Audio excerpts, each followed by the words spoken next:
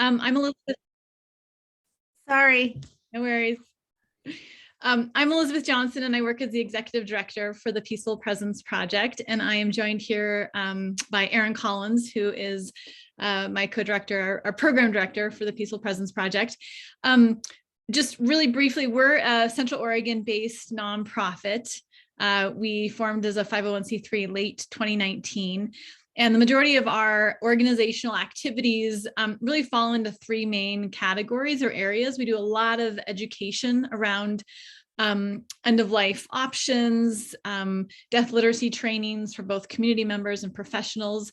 The second area we do is a lot of technical and holistic advanced care planning related to end-of-life preferences and wishes, and that's what this particular project's connected to. And then the third area is bedside presencing and support for individuals and their caregivers, people facing end-of-life experiences. And so we were funded by the Central Oregon Health Quality Alliance to do an advanced care planning outreach project or initiative for unhoused and housing insecure community members in the region. And at this point, the project particularly focuses on Deschutes County. We're hoping to expand it from there, but at this stage, what we're going to share today really has to do with community members living in Deschutes County.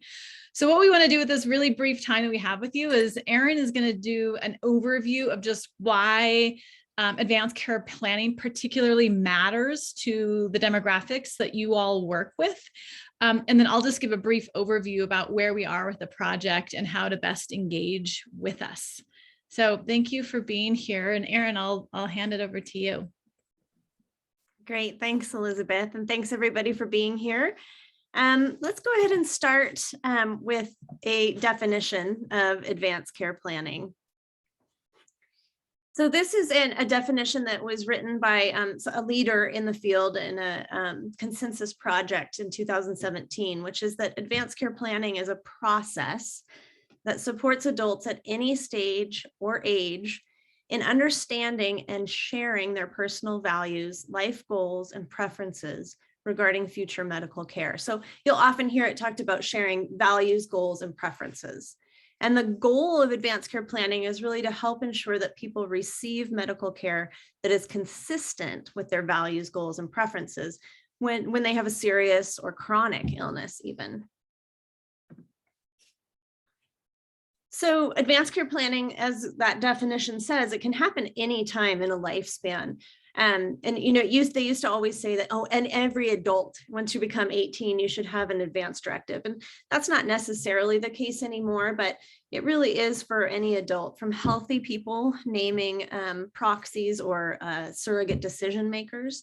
In Oregon, we call them healthcare representatives, in case there was an unexpected injury, all the way up to people who have a terminal diagnosis and are making end-of-life decisions. So in this graphic, you can see for healthy people, we encourage them to at least name a healthcare representative and to have a conversation with that healthcare representative about what's important to them. What are their values, their goals, and their preferences? And those conversations inform how they would complete an advance directive, which then gets loaded into their electronic health record. They might have a printed copy of it. They hopefully have a conversation with their healthcare provider. Once they become ill, that evolves into what are called goals of care conversations that they would have with a healthcare provider. Again, revisiting what types of medical treatments they want. That's when they might come to a POLST. I'll show you in a minute what a POLST is. And then really, if somebody has a terminal illness and they're admitted to hospice, then it turns into what is called end-of-life decision making. And so as you can see on the right-hand side, it's ongoing conversations and documentation. And so that's what we really want to convey about advanced care planning, is the fact that it's an ongoing conversation and the importance when you're healthy of naming a healthcare representative. Some people don't have anybody that they would name. And in that case, we encourage folks to really be sure that they write their preferences down. And we'll talk about how they do that in a minute. So the first document someone might complete is an advance directive. And an advance directive is a legal document that specifies someone's wishes for future healthcare, including their goals, their values, their spiritual preferences, where they would like to die. And so again, it's a legal document. And in this outreach program, we're going to be working with individuals to complete this document, or at least name a healthcare representative on the document. So there is that kind of, beyond the conversations, there is the importance, especially for somebody who doesn't have a healthcare representative, to have a document completed. And we're doing that in a little different way, and Elizabeth will talk about that. We have an electronic version and an electronic platform that really simplifies this whole process and means that we could have a conversation and get information uploaded into their records within about 15 to 20 minutes. Now, that doesn't mean that it's not a longer conversation and that it doesn't take longer to consider all those decisions, but actually doing a document isn't a big lift. So I mentioned the POLST. When somebody is diagnosed with a serious illness or an illness that is progressing rapidly, or somebody is very frail and elderly, that's when a POLST is recommended. And this is a medical order. So it's portable orders for life-sustaining treatment. It follows someone through all levels of care. And oftentimes people have these on their refrigerator so that EMTs would see it right away. This is where someone chooses to accept or refuse resuscitation or CPR. So oftentimes what's happened is this has been confused as, oh, you need a POLST because you want to be a DNR. Or what has happened typically is healthcare providers have been able to bill for advanced care planning, which means they get income and they fill out a form, and it's typically like that full treatment. Instead of this being a do not attempt form, it's a full treatment form. And then the providers were billing for that service. And this is really not an advanced care planning document where, but this is something that somebody who is seriously ill, elderly, and frail, if the provider wasn't surprised, if they died in the next year, they would fill out this form. We won't be doing these forms in this outreach program, but it's good for you to know the difference. So why does any of this matter for people who are experiencing homelessness? I just want to share a few facts. These all come from the a report from the National Healthcare for the Homeless Council. Mortality rates among this population are 3 to 4 times greater. The average life expectancy is 12 years less than the general population. So, if you look at that, that means that if you have a life expectancy of 66, then being what's considered elderly or frail comes at a much younger age. And the health of older adults without homes, older adults without homes are considered that 50 and over population, is comparable to the general elderly population 70 and over.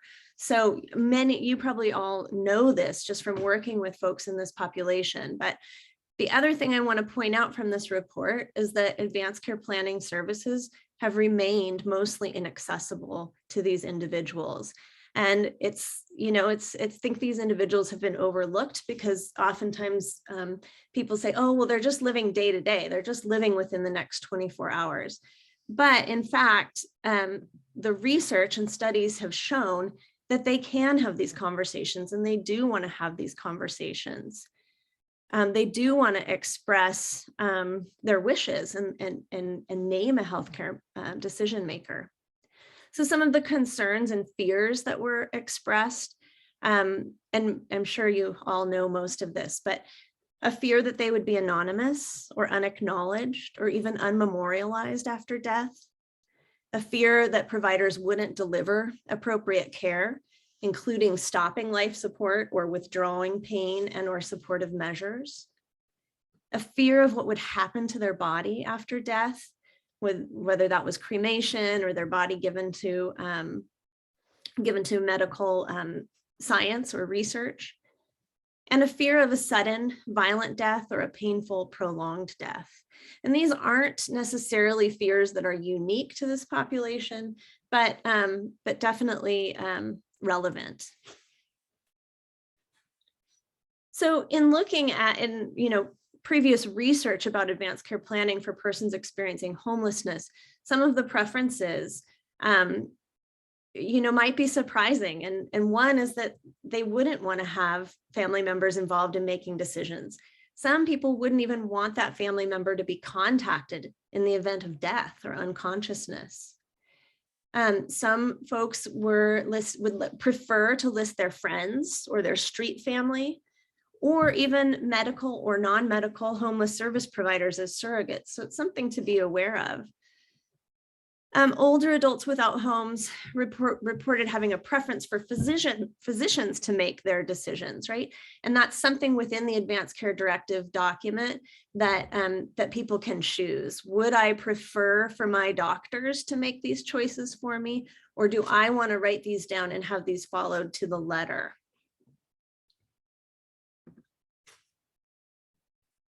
So some of the barriers that have been identified for advanced care planning are personal, structural, financial, and provider willingness and knowledge. And so what happens is when all of these get combined, that persons experiencing homelessness often die without appropriate support, maybe they die in a place that they wouldn't have wanted to die, and without ever even having the conversation proposed to them. The personal barriers might be that somebody doesn't want to engage in the conversation, and that's okay, right? We're not forcing anybody to have this conversation, but if somebody wants it, we want to create the environment and create the opportunity for anybody who wants to have this conversation and to fill out these documents to be able to do that. So those are kind of the barriers we're trying to break down here. So the recommendations by that National Healthcare for the Homeless Council, if intensive support is provided, people are more likely to complete these activities. That's true for anybody in the population. And so their recommendations were to distribute easily executed forms that don't overwhelm or confuse the patient with unnecessary information, and to identify and facilitate optimal means for personal storage and access to these documents. So this is what our program is really, we're really grateful that we have a partnership with COHQA Health, which is the online platform. Like I said, it's very simple and walks people through the whole process, all the questions that need to be answered in a really simple way. And they can have a printed version, they can email it to anybody, we can immediately fax it to their healthcare provider. So with that, I'm going to let Elizabeth talk a little bit more specifically about the program and how each of you can support this advanced care planning outreach program. Elizabeth. Thanks, Erin. So, I think we keep going back to one, we're so appreciative of the amount of receptiveness we've felt from so many people in the community around this initiative. And two, recognizing the success of this actual project, hopefully having this become something that's sustained here in Central Oregon, that it's not a one-off project, but really embedding it within the community and having this be an option for individuals on an ongoing basis. And the success of doing all of that really is about the partnerships that we're developing with people to build up these referral networks and having you all identify community members that might benefit from this project. So again, just to clarify, it's definitely directed towards our unhoused community members and also vulnerably housed individuals. There's a lot of seniors, especially that live in the community, that might be living with minimal sort of wraparound support, might be navigating a chronic or serious illness and don't have an advanced care plan in place. So this initiative is directed at multiple populations. Those that are kind of from a structural vulnerability perspective would really benefit from this work. So as Erin said, we have partnered with COHQA Health, and they're Their online platform is designed to be especially health literate. They take a real health literate approach just to help individuals navigate, the conversations and considerations that go into this process. We've also been actively working with REACH, Family Kitchen, Deschutes County Behavioral Health, Mosaic Medical, the mobile van, and Bethlehem Inn to start imagining what it looks like to do this work in the community. How are we accessing people? Neighbor Impact has also been really great just in terms of helping to think through the coordinated entry system and where do we start to make sure that people are aware of these services. We have Unite Us on the call, and I'll talk here in a bit about how you could make referrals, but they have been a really essential partner in terms of capturing referral needs that would be directed towards us. So the funding that we currently have goes through September of 2022 of this year. And so what we're envisioning is we have the program timeline here on the screen. Are those that will be facilitating these conversations will be both trained end-of-life doulas that we as an organization have had the opportunity to train up in the past year or 2 years, who are interested in supporting on a volunteer basis with this outreach initiative. And then we've also had several service providers through the organizations that I previously mentioned, who would also be positioned to help facilitate these conversations on the online platform. So the vision is in May, we're going to do a training for the volunteers that are going to work with us that don't necessarily have a lot of experience interacting or supporting unhoused community members. So just thinking through what might it look like to actually help facilitate a conversation with someone, and what might be some of the questions, concerns, or issues that would come up that might be different than sitting down with somebody who, is in their late 60s and comfortably housed and is approaching this from a really different perspective. So that'll be a focus in early May with those volunteers. We're also hoping in May to do some more intentional community outreach and just relationship building with both service providers and community members that would benefit from this initiative. So we will let you all know when and how that will happen. We're thinking something that's based both in Redmond, capturing that demographic, and then something that's based in Bend as well. And looking for a central location where we might have sort of a, more fun, lighthearted gathering and some incentives through food and other things, just to get people in one space and give them exposure to why this project would matter.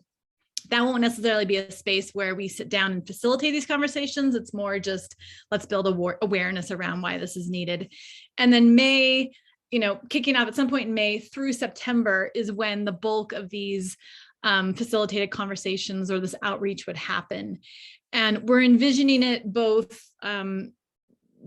happening both through active referrals from all of you and the other service providers that we've started engaging with, saying, hey, I've got this client and they've got a pretty serious illness that they're navigating, or a chronic illness that they're really concerned about. I'd love to send them your way.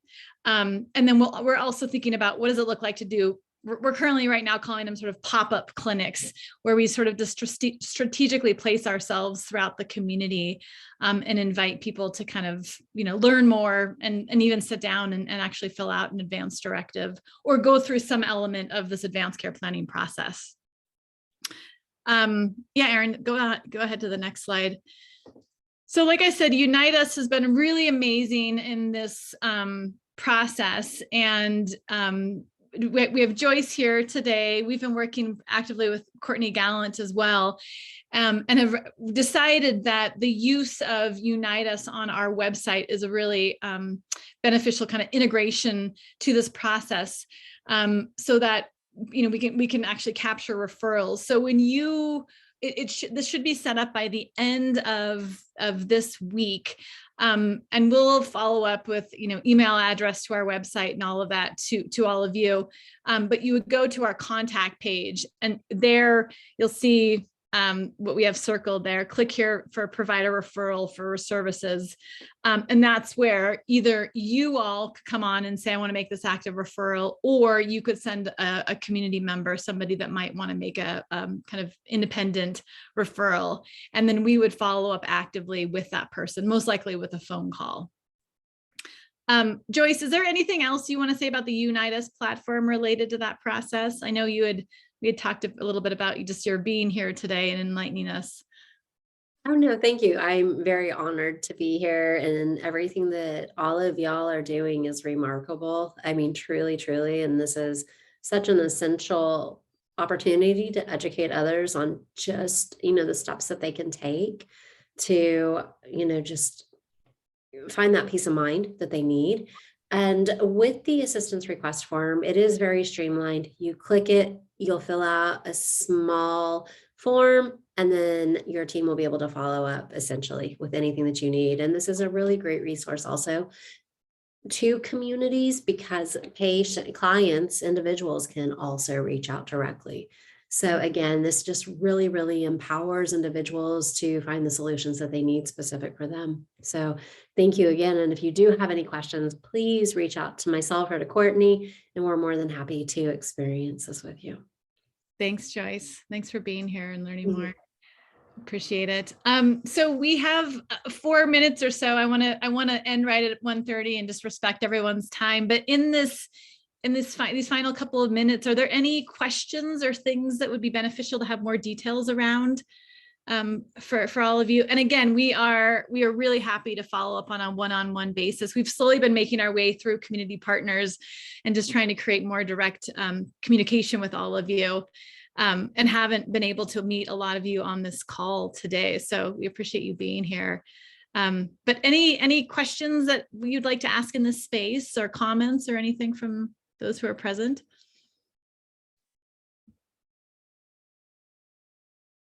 You can also put it in the chat if you feel like you don't want to come off mute.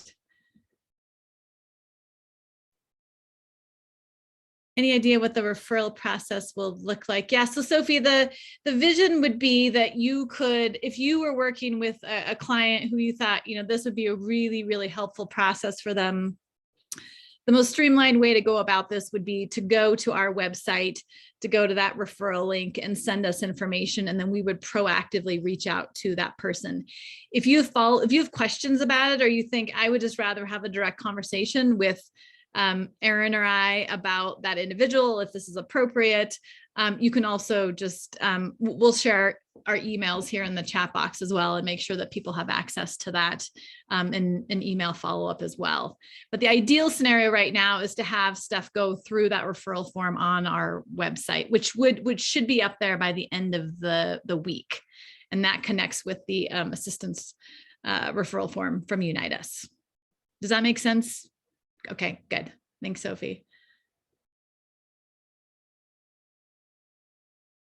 Any other final questions?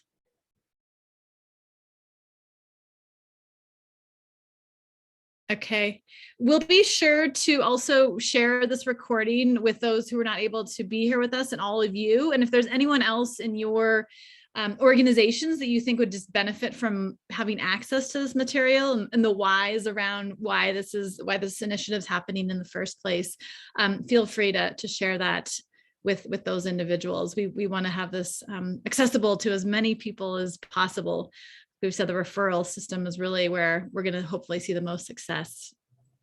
And I see Lindsay's comment. That is awesome. Thank you so much. And Lindsay, please get in touch if they want any additional advanced care planning education. We're set up to do that, and would love to partner with you to do that as well. So thanks for pointing that out. We look forward to working with all of you in the near future. Thank you. Yes, thank you. Enjoy the rest of your day. We appreciate all of you and the work you all do. Thank you. Thank you so much for having me. Thank you, Joyce. Great to have you here. All right. If you need anything, please let us know. We will. Absolutely. Thanks a lot. Bye-bye. Okay. Take care.